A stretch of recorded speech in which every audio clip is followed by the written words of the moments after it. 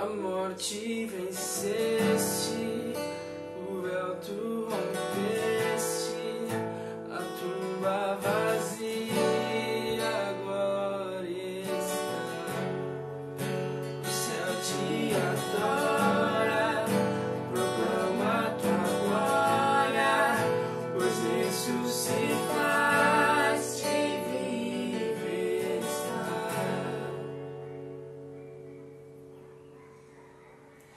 És invencível, inigualável, hoje pra sempre reinarás.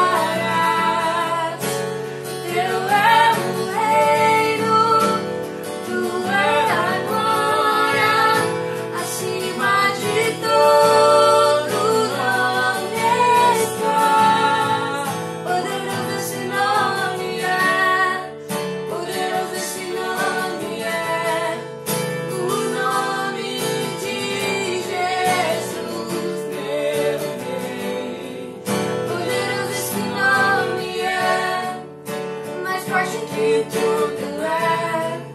Poderoso esse nome é, o nome de Jesus. Poderoso esse nome é, o nome de Jesus. Poderoso esse nome é, o nome de Jesus. Porque Ele vive, posso crer no amanhã. Porque Ele vive, temor não há. Mas eu bem sei que a minha vida está nas mãos do meu Jesus, que vive está.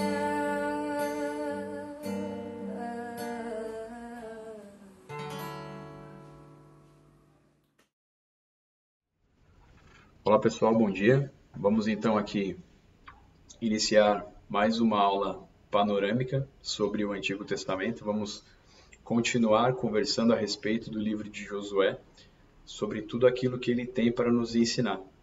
Precisamos fazer uma breve recapitulação antes de iniciarmos um novo momento aqui.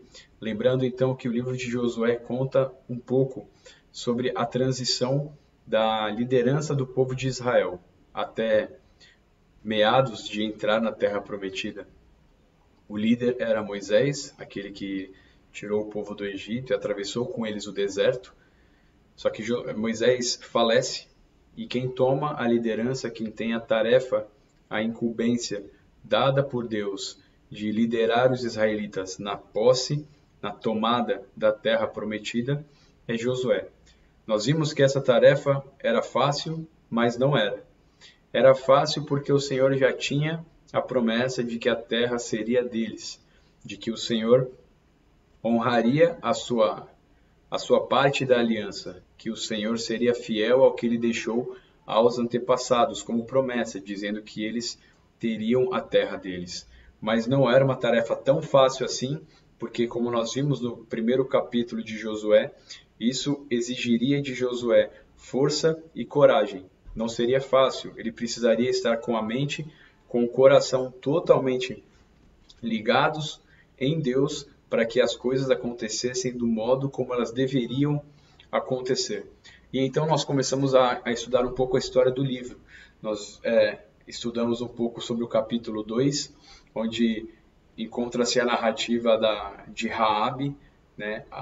Aquele momento onde Josué envia 2 espias à terra de Jericó antes de tomá-la, para saber como estava a situação ali.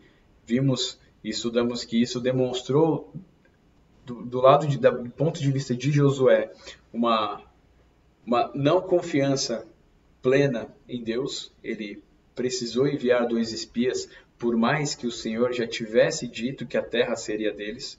Então isso foi uma fraqueza de Josué. E vimos também Raabe protegendo os 2 espias, tendo a sua família poupada. Deixei bem claro que, ao meu ponto de vista, isso foi uma falha dela, e uma falha é um pecado que a Bíblia não menciona, mas que, se nós conhecemos o caráter do nosso Deus, todo pecado tem uma punição. A Bíblia não deixa claro para a gente qual foi a punição do pecado, mas nós precisamos deixar claro que o Senhor não age de meios ilícitos sem que a pessoa, o indivíduo que realizou, seja castigado por ele por conta disso. Esse é o ponto que precisa ficar claro nessa questão. Apesar de todo esse pecado de Raabe, ela é mencionada em Hebreus como alguém que teve muita fé por acolher esses espias estrangeiros de um povo distante, mas que ela ouviu falar que o Deus desses espias era um Deus poderoso. Então, ela demonstrando uma fé genuína do Deus vivo, antes mesmo de conhecê-lo pessoalmente, se nós podemos colocar assim. E então, na última aula, finalmente, nós vimos a falha na transmissão dos preceitos que a primeira geração teve para a segunda geração. Vimos que aqueles que conheceram a Deus tão de perto, de uma maneira tão íntima, vendo milagres tão claros e visíveis, de dia e de noite, falharam na transmissão desses preceitos, desse caráter de Deus para a segunda geração. Foi uma grande falha e nós meditamos um pouco a respeito disso. Vimos também o pecado de Acã, quando, após Israel tomar a cidade de Jericó, a ordem clara do Senhor era que eles não pegassem para si despojos. E Acã então tenta dar uma de esperto e esconde na sua tenda alguns despojos dessa grande conquista. E após isso, o exército de Israel sai para pelejar contra a cidade de Ai, uma cidade próxima e pequena.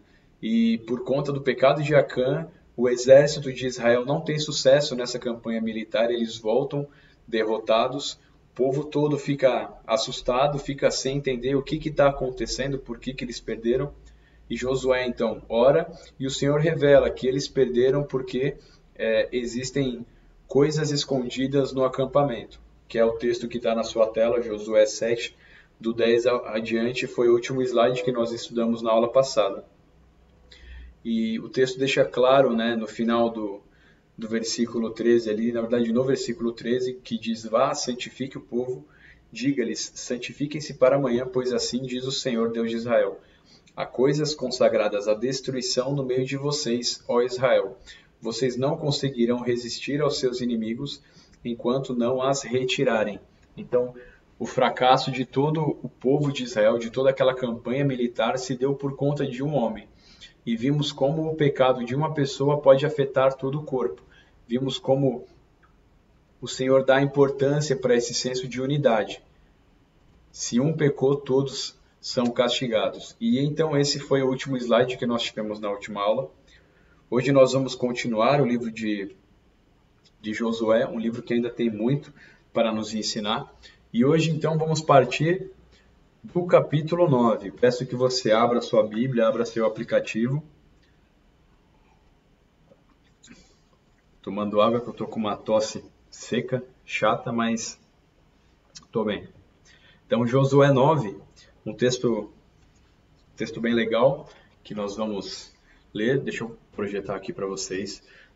Vamos dar uma ênfase no versículo 14, mas para que a gente entenda o versículo 14, nós precisamos ler a partir do 1. Deixa eu só pegar outra Bíblia aqui, só um minutinho.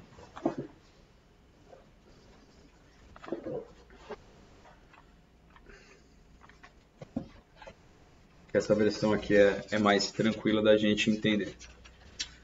Bom, eu vou ler a partir do versículo 1. Então, Josué 9, a partir do versículo 1. Todos os reis a oeste do rio Jordão souberam do que havia acontecido. Acontecido aqui em Jericó, em Ai, viram como povo de Israel estava tomando os territórios. Eram os reis dos hititas, dos amorreus, dos cananeus, dos ferezeus, dos heveus e dos jebuseus que viviam nas montanhas, nas colinas do oeste, ao longo do litoral do mar Mediterrâneo, até as montanhas do Líbano ao norte. Esses reis juntaram suas tropas para lutar como um só exército contra Josué e os israelitas. Contudo, quando os habitantes de Gibeon souberam do que Josué tinha feito com Jericó e Ai, usaram de astúcia para se salvar. Enviaram mensageiros a Josué e carregaram seus jumentos com sacos gastos e vasilhas de couro velhas e rachadas. Os mensageiros calçavam sandálias gastas e remendadas e vestiam roupas esfarrapadas, e também levavam pães secos e esfarelados. Quando chegaram ao acampamento em Gilgal, disseram a Josué e aos líderes de Israel: Viemos de uma terra distante para pedir que vocês façam um tratado de paz conosco. Os israelitas disseram a esses heveus: Como podemos ter certeza que não vivem aqui por perto? Pois, se for o caso, não podemos fazer tratado algum com vocês. Eles responderam: Somos seus servos. Mas quem são vocês? Insistiu Josué. De onde vieram? Eles disseram, versículo 9: Seus servos vieram de uma terra muito distante. Ouvimos falar do poder do Senhor, seu Deus, e de tudo o que ele fez no Egito. Também soubemos do que ele fez aos dois reis amorreus a leste do Jordão, Seom, rei de Esbrom, e Og, rei de Bazã, que vivia em Astarote. Por isso nossos líderes e todo o nosso povo nos instruíram: levem provisões para uma viagem longa. Vão encontrar-se com os israelitas e digam-lhes: somos seus servos, por favor, façam um tratado conosco. Esses pães haviam acabado de sair do forno quando partimos. Agora, como podem ver, estão secos. Fechei a Bíblia aqui sem querer.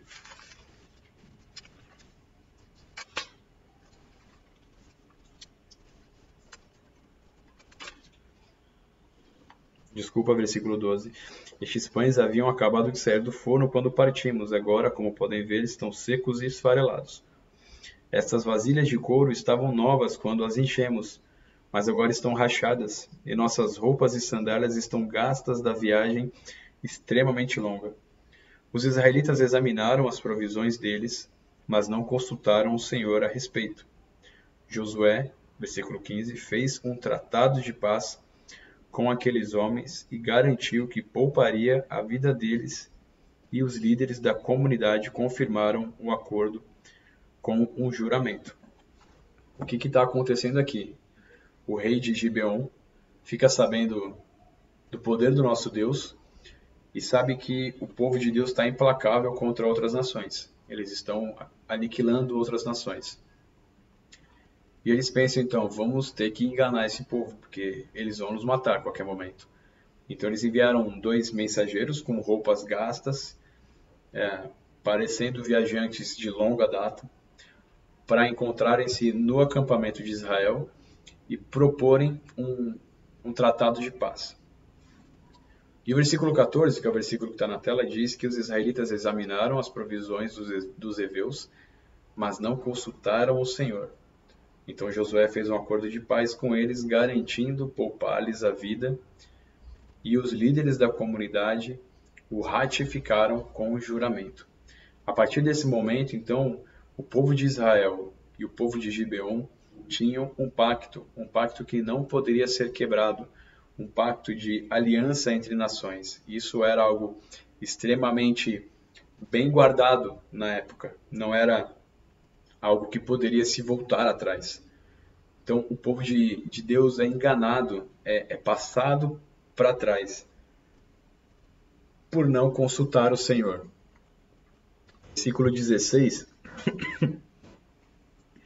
diz o seguinte: 3 dias depois de fazerem um acordo com os gibeonitas, os israelitas souberam que eram vizinhos e que viviam por perto deles.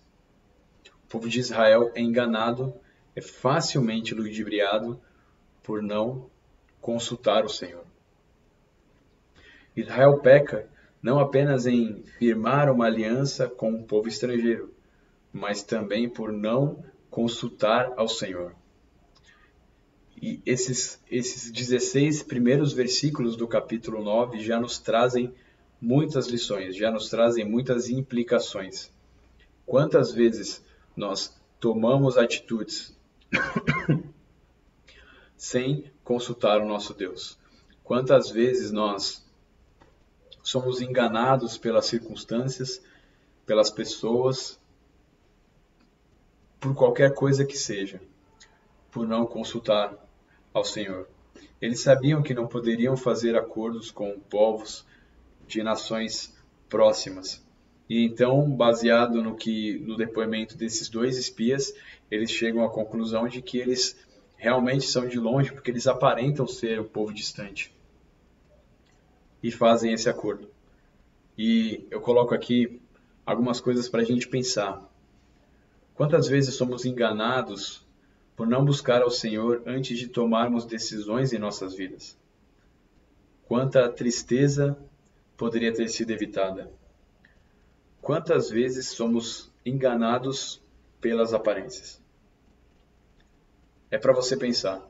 É para você refletir na sua vida e entender como que o inimigo, como que Satanás é esperto, como Satanás usa de astutícia, de malandragem para nos enganar. Quantas vezes aquela mulher bonita no seu trabalho, que aparenta ser uma pessoa boa e começa a te dar bola, quantas vezes você não é enganado pelo papo dela? Quantas vezes você não é enganado pela promessa de falsa alegria que os vícios te dão? Quantas vezes você não é enganado pela promessa de que se você for mais esperto, você vai ser mais reconhecido profissionalmente? Quantas vezes você é levado pela falsa ideia de que trabalho é tudo? Quantas vezes você vê na rede social, no Instagram, no Facebook, na internet, na TV, pessoas ricas e você é levado a entender que ser rico é ser feliz?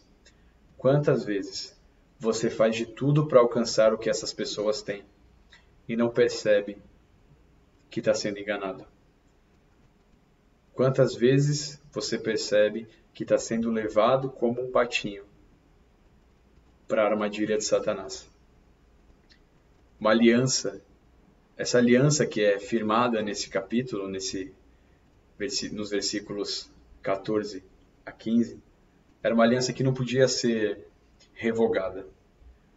E quantas decisões marcam a sua vida de maneira negativa por não ter consultado o Senhor, por ter metido os pés pelas mãos? Quantas vezes você esquece de conversar com Ele? Você esquece que o nosso Deus é, acima de tudo, ou além de tudo, um grande amigo, o nosso melhor amigo. Eu tenho certeza que nesse momento você está refletindo sobre a sua vida. Quanta tristeza você já sentiu na sua jornada com Deus por ter se precipitado, por ter escolhido namorar a pessoa errada, por ter escolhido morar no lugar errado, por ter escolhido a atitude errada. O povo de Deus aqui é enganado facilmente, tão facilmente que depois de 3 dias eles já percebem que tinha sido uma fraude. Mas mesmo tendo sido enganados, eles não poderiam revogar essa aliança. E quantos erros irreparáveis na sua vida você já cometeu por não consultar a Deus? Se você já fez, se você já cometeu algum erro desse, ore, coloque o seu coração aos pés da cruz, se arrependa e saiba que o nosso Deus é um Deus perdoador. Ele vai castigar todos os nossos atos errados, todos os nossos pecados, mas Ele jamais vai deixar de olhar para você com graça. Ele sempre vai estar disposto a perdoar um coração realmente quebrantado. Pare de sofrer por tomar decisões não acertadas. Quantas vezes somos enganados pelas aparências? Que nesse início de aula, você já saia com essa grande lição. Tem um ditado popular que diz que nem tudo que reluz é ouro. Eu acho que é isso, nem tudo que reluz é ouro. E de fato, nem tudo que mostra felicidade, nem tudo que mostra ser o que é de fato. Tem uma música no filme Mowgli, o Menino Lobo, que eu gosto muito da trilha sonora desse desenho, e a música diz o seguinte: necessário, somente o necessário. O extraordinário é demais.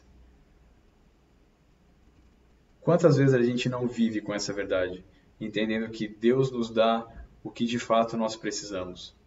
Quantas vezes nós queremos mais? Nós aceitamos ser enganados por uma cultura extremamente capitalista, extremamente narcisista. Olhe para a sua vida e seja grato a Deus pelo que você tem e pare de ser enganado pelas aparências. O povo de Israel errou e nós não leremos todo o capítulo, mas você vai ver que houve um quebrantamento de toda a nação. Eles entenderam o que tinha acontecido, eles entenderam como eles tinham errado contra o Senhor. E que esse seja o seu momento de se quebrantar, de se arrepender, de propor uma mudança, de propor um novo caminhar com esse Deus que está sempre disposto a nos ajudar. Esse é o capítulo 9. Essas são algumas lições que esse capítulo tão rico nos ensina. Um capítulo que mostra que o nosso Deus é graça, que o nosso Deus nos ama incondicionalmente, porque nós continuamos caindo nos mesmos erros que Israel caiu. Nós conhecemos a história, sabemos que precisamos contar com a orientação de Deus e não caímos, e não contamos. Escolhemos fazer as coisas do nosso modo. Aprenda com a história. Todas essas palavras, todo esse texto nos é concedido hoje, no nosso dia, porque é palavra de Deus. Ela é capaz de mudar os nossos corações. Então, que nós aprendamos a não julgar pelas aparências. Legal? O texto continua. E então, nesse momento, nós daremos um passo bem grande, né? O próximo bloco de versículos que nós vamos estudar encontram-se entre Josué 10 e Josué capítulo 21. O que acontece nesse momento do livro? As conquistas, né? O povo de Deus, as tribos agora todas trabalhando de modo meio individual, cada uma conquistando o território que foi por Deus passado para cada um deles. Então, a tribo de Ruben, a tribo de Dan, a tribo de Levi, a tribo de Judá, desculpa.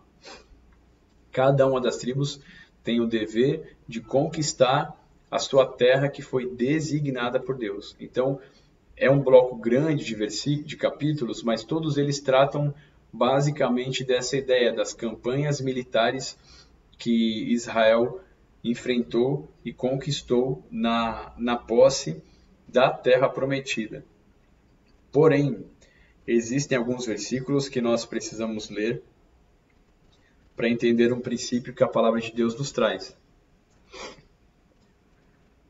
Josué 13, capítulo 3. 13, capítulo 13, desculpa.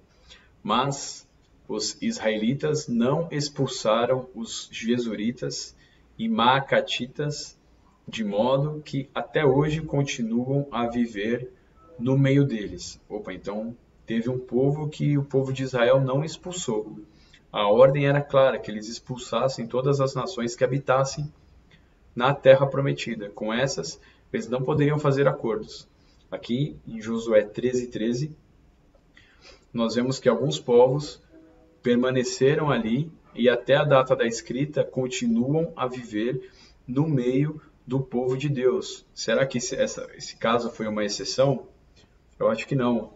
Josué, capítulo 15, versículo 63. Os descendentes de Judá não conseguiram expulsar os jebuseus que viviam em Jerusalém. Até hoje, os jebuseus vivem ali com o povo de Judá.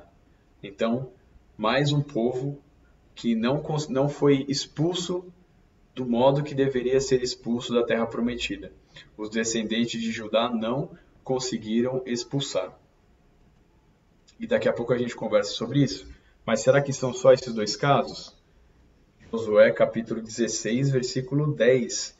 Os cananeus de Gezer não foram expulsos e até hoje vivem no meio do povo de Efraim, mas são sujeitos a trabalhos forçados. Vários povos. E quando a gente fala de povos aqui, não são 15 pessoas, não é um clã. É um povo, é uma nação que habitava entre os israelitas. E no capítulo 13 diz que não expulsaram, capítulo 15 diz que não conseguiram expulsar, capítulo 16 não foram expulsos. E aí a gente precisa entender o que está acontecendo, como que eles não conseguiram ser expulsos. O que aconteceu? Será que Deus não guerreou por eles? Será que Deus falhou? Será que Deus se esqueceu desses povos e ficou a coisa do jeito que estava? Claro que não. Eles não expulsaram os povos porque eles não confiaram em Deus, porque eles não guerrearam, ou então porque eles simplesmente se acomodaram. Estava muito bom do jeito que estava. A terra estava conquistada, tinha um povo ou outro estrangeiro? Tinha, mas o que eles vão fazer? Nós somos muitos e eles são uma nação. Eles não trazem perigo para a gente. De repente o israelita pensou assim. Ou como nós vemos, né, no capítulo 16, para que eu vou colocar o israelita para trabalhar? Se eu tenho os cananeus de Gezer aqui, eu não vou matar eles então. Eu coloco eles para trabalhar para a gente, para os israelitas, e nós saímos ganhando. Os israelitas não precisam trabalhar. De repente por comodidade, de repente por não querer pelejar, de repente por mera rebeldia. Nós não podemos bater o martelo em cada um desses pontos, em cada uma dessas passagens e dizer qual foi a motivação, o que levou o povo de Deus a não expulsar essas nações. Mas o que a gente pode bater o martelo em todas elas é que os três casos aqui foram desobediências. Foram momentos em que Israel se esqueceu da ordem clara que Deus tinha dado, de expulsar todas as nações que habitavam na terra prometida. Essa presença de povos estrangeiros entre Israel seria totalmente prejudicial para a nação. E o Senhor sabia disso. Eu não coloquei esse texto no slide, mas já antecipando um pouco, se você quiser abrir a sua Bíblia em Josué, capítulo 23, versículo 12. Deixa eu abrir na outra versão aqui que fica melhor para vocês. Josué 23, capítulo 12.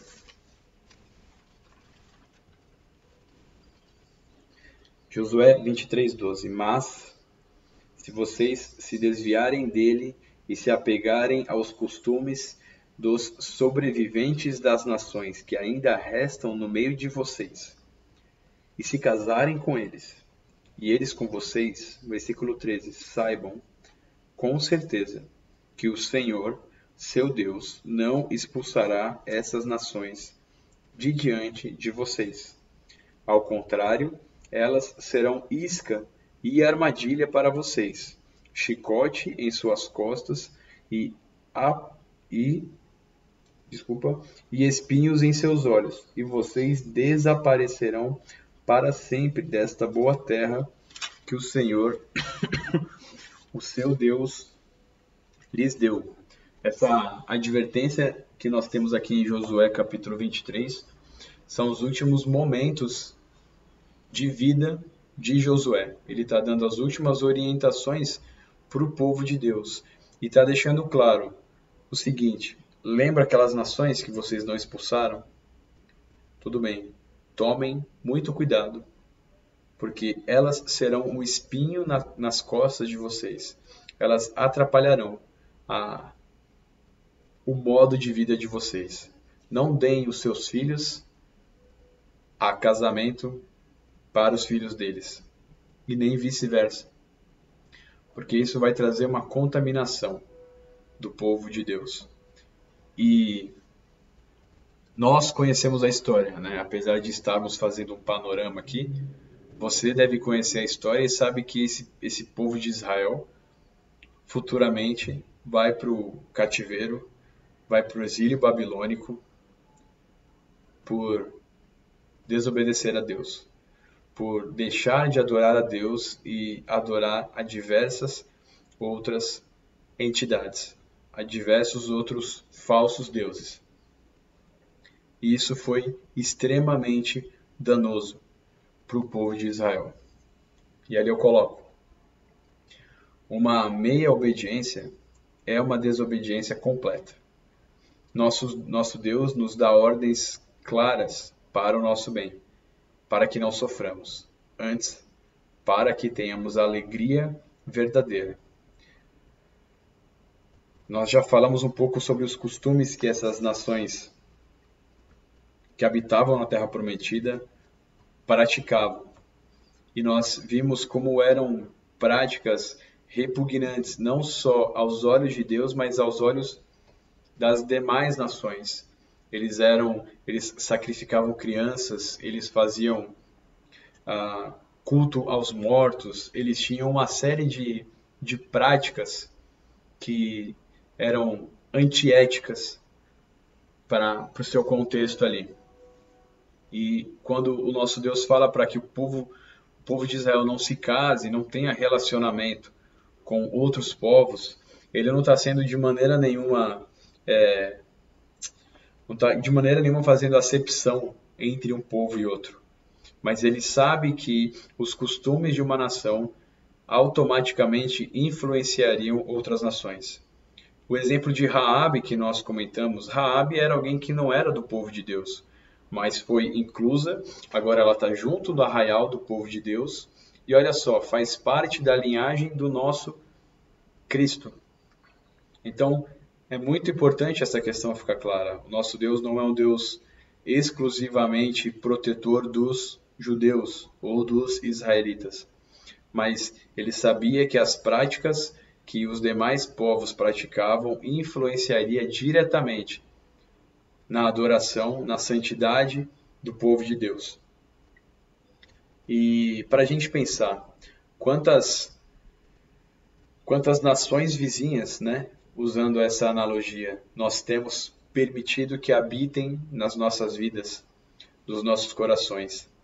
Quantas influências nós temos no nosso cotidiano que nos apresentam preceitos, que nos apresentam ideias, que nos apresentam falsas verdades, que não condizem com o cristianismo, que não condizem com a nossa fé. Eu não quero que você viva numa bolha, e essa não é a ideia. Nós somos chamados para sermos luz ao mundo em trevas. Você precisa se relacionar com o mundo para mostrar a luz de Cristo e trazê-los aos pés da cruz. Mas no seu coração, quantas influências existem, quantos povos não expulsos do seu coração existem que podem deturpar a sua santidade, que podem fazer com que você não seja um filho de Deus, uma filha de Deus, tão bom, tão boa, quanto você pode ser. Deus nos dá ordens claras, como eu coloco ali. Ele tinha deixado bem pontuado para Josué, e Josué tinha deixado bem pontuado para a nação, que a ordem de Deus era clara: extermínio a essas nações. E eles não exterminaram. Eles preferiram viver com elas ali. E quais são as desculpas que você dá para não remover do seu coração, para não remover da sua mente tudo aquilo que te afasta da adoração verdadeira ao nosso Deus? Será que é o dinheiro? Será que é o sucesso? Será que é o prestígio? Será que é a minha carreira? Será que é um casamento? Será que é um namoro? Preciso tanto namorar que tanto faz com quem seja. Se aparecer alguém do mundo, o importante é eu ser feliz, né? O importante é a minha felicidade. Só que aí você se engana. Você se engana porque a verdadeira felicidade nós só encontramos à luz da palavra de Deus. E ela nos deixa ordenanças claras para que possamos aproveitar essa alegria verdadeira que estava sendo proposta para os israelitas aqui e que nos é proposta nos dias de hoje.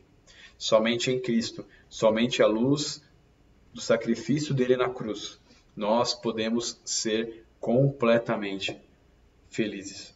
Então, eu te convido a pausar o vídeo nesse momento, como você quiser, e ore. Converse com Deus e fale: Deus, me mostra esses povos que eu deveria ter excluído do meu coração já, que eu deveria ter excluído do meu hall de amigos, que eu deveria ter excluído da minha formação de ideias que me afastam de Ti, que são prejudiciais, que são espinhos nas minhas costas. Eu tenho certeza que você sofre influências negativas dessa sociedade, assim como eu sofro. Todos nós estamos inseridos aqui. Mas aprenda a eliminar continuamente tudo aquilo que te afasta de Deus, da sua mente. O povo de Israel não fez isso e sofreu duras consequências. E sofreu de um modo que talvez eles não imaginassem. Na verdade, eles imaginavam porque estava escrito, né? Deuteronômio 28 era bem claro a respeito das bênçãos e maldições. Mas eles esqueceram, assim como nós esquecemos também. Então, assim como eu já falei na última aula, falo aqui de novo, que nós temos uma mente voltada para Deus, nos lembrando a cada dia do nosso papel nesse mundo, do nosso papel nessa sociedade, nesse mundo caído. Que nós sejamos luz e não sejamos influenciados pelo mundanismo. Amém? O texto segue mais um pouco. Josué 21, abra sua Bíblia, por favor, aqui, uma outra passagem.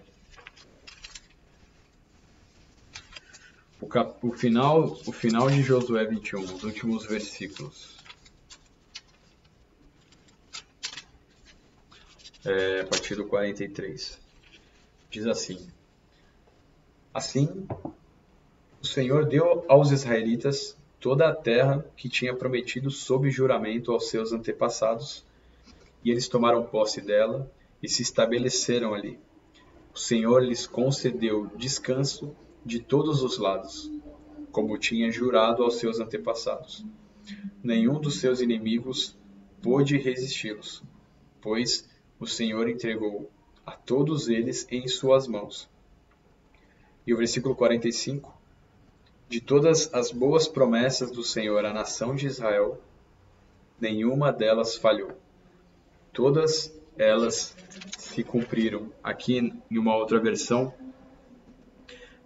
que na King James, versículo 45, nada falhou de coisa alguma que o Senhor havia falado à casa de Israel. Tudo se cumpriu. Tudo que o Senhor prometeu, Ele cumpriu. O povo agora estava estabilizado, estava na sua terra.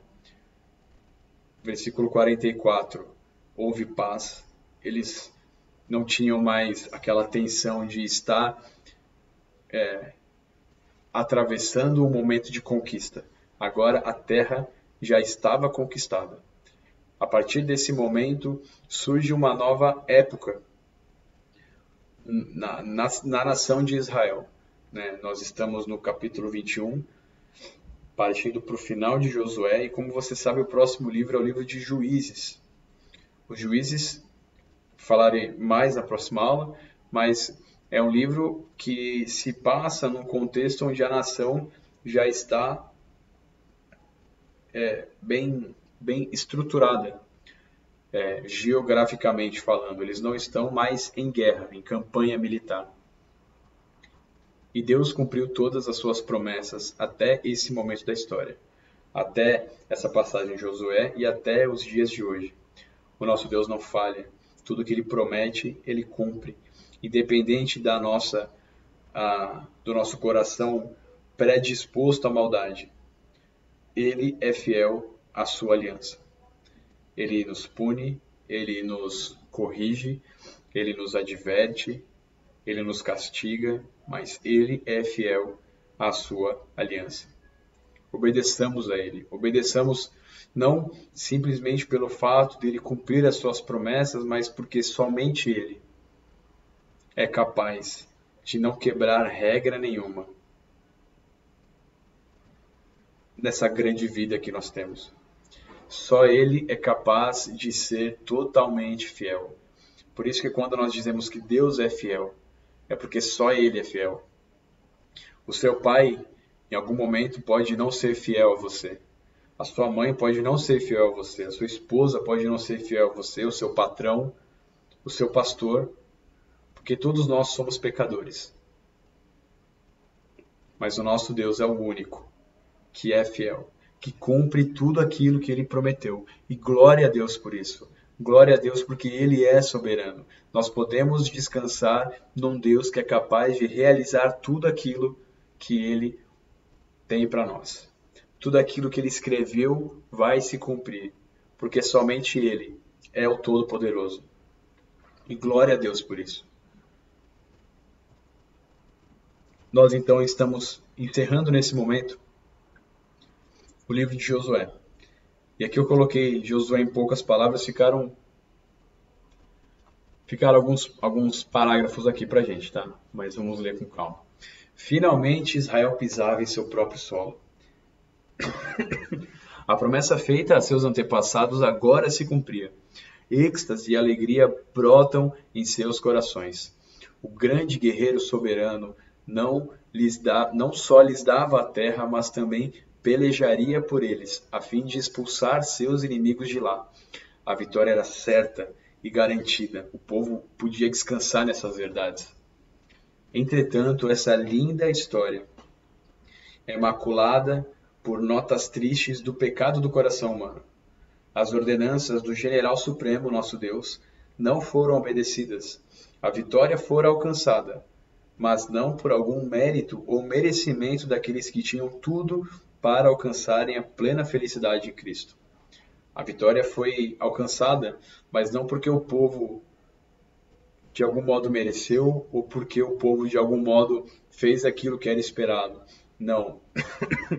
Todos eles pecaram, todos eles vacilaram, mas Deus é fiel. Josué nos ensina que Deus é fiel à sua aliança, para a glória do seu santo nome. Também nos ensina que, por mais gracioso que seja o nosso Deus, temos a tendência pecaminosa de nos rebelarmos. Que nossos corações sejam sempre dispostos a obedecê-lo em tudo. Israel, como coloquei em alguns slides atrás, meio obedeceu. Conquistaram as terras, porém não expulsaram todos os povos. Não foi uma obediência completa.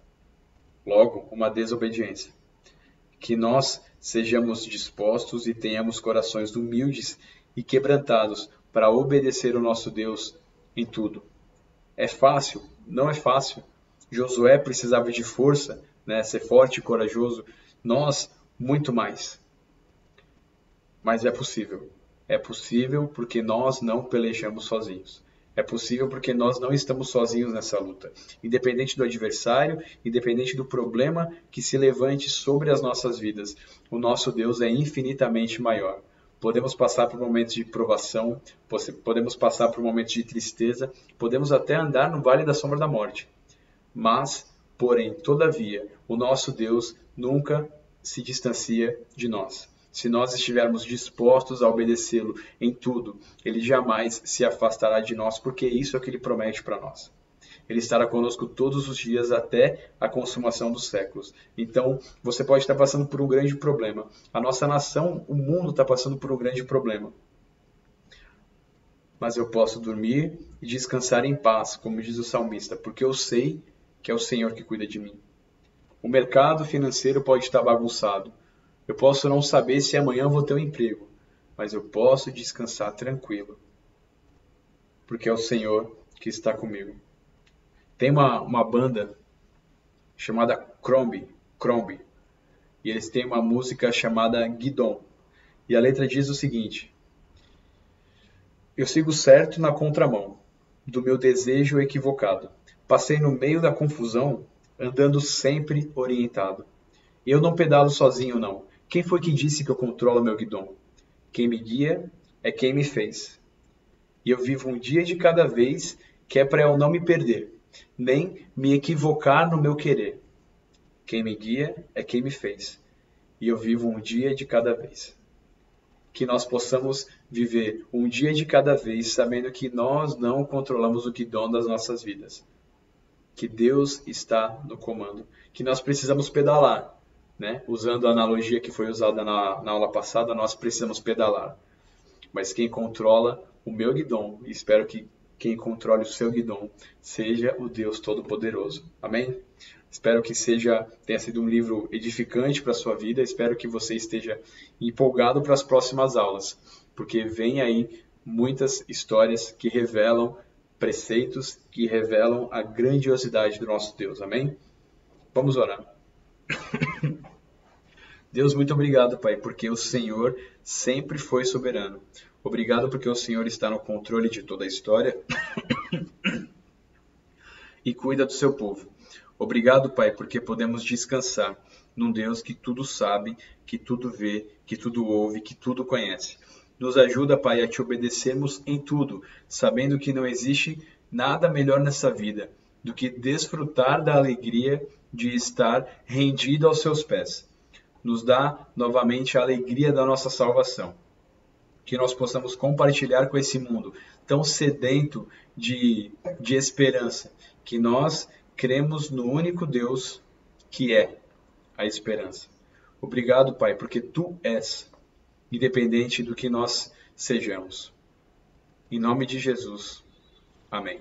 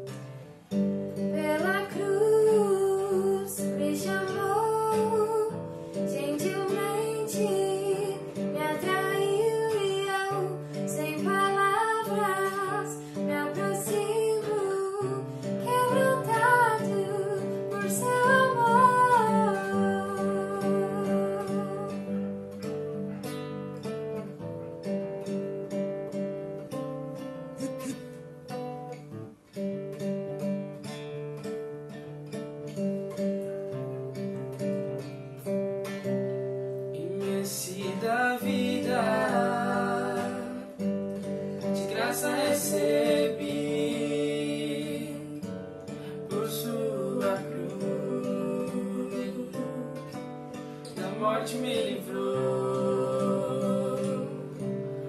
Trouxe minha vida e eu estava condenado, mas agora